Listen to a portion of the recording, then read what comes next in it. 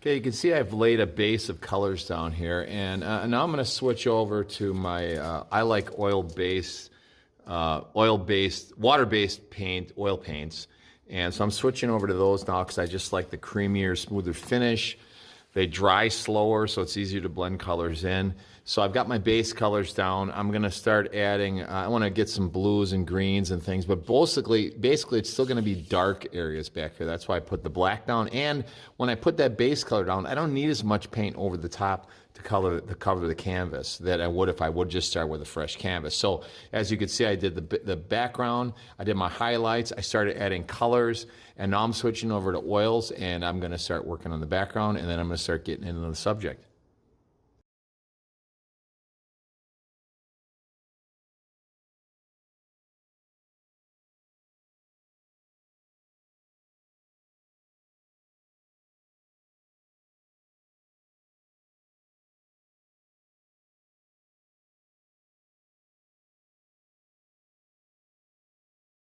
I'm gonna start on these flowers up here, and you can see there's a lot of really light, so I mixed up a palette. I take my palette knife and put some colors here. I got a range from white, yellow to a bright yellow to an orange to a red, because that's a lot of those colors that are in there. So I'm gonna just take a little bit of this and get my white kind of ready here. So I've got a palette now with colors that are ready to go. And I like using a palette knife because I can really pretty easily clean this off with a piece of paper towel. And I can just take a little bit of my paints and get them ready here.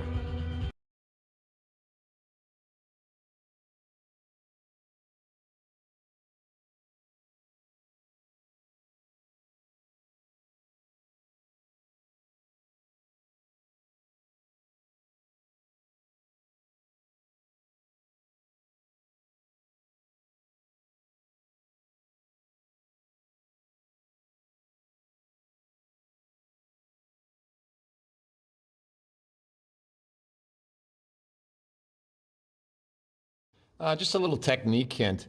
If I'm working on a painting and, I'm trying to work on a small area, it's kind of hard to keep your hand steady, your whole arm. And you don't want to rest your hand in these other areas that might be wet. So what I'll do sometimes, I got two things I'll do. Sometimes I might take a stick or a piece of wood like this and just lean it against here. So that way I can rest my hand on there. Like right now I'm resting my hand on the board. It's keeping my hand steady, and it's able me to paint without laying my hand someplace else. So I do that. I'll use a piece of wood like this. Or sometimes if it's an area and I know an area is dry, I'll take my pinky and just post it in an area that I know is dry. So that pinky will steady my hand, and then I can use my hand. Okay, just a little trick. Now sometimes, like on this leaf, what I'll do is I want this leaf to stand out from this flower that's in front of it, or this petal that's in front of it. So even though the photo I'm looking at, they almost blend together, I'm gonna take an artistic license here. And what I'm gonna do is make sure that this is just a little bit lighter where it meets this leaf, because I want this leaf to be really dark.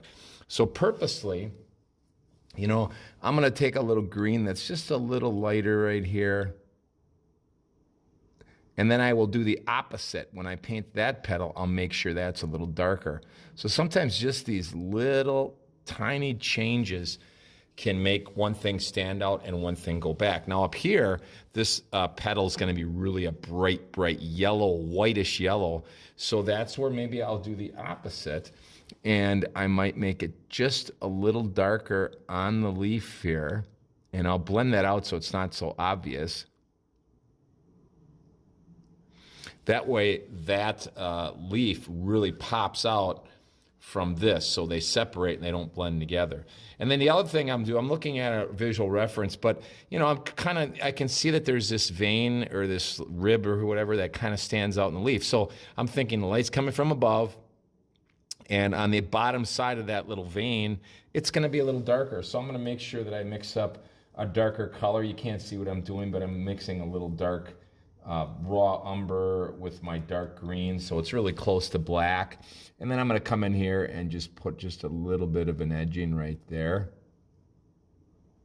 along here, and a little bit of linseed oil just to smooth it out just a tad.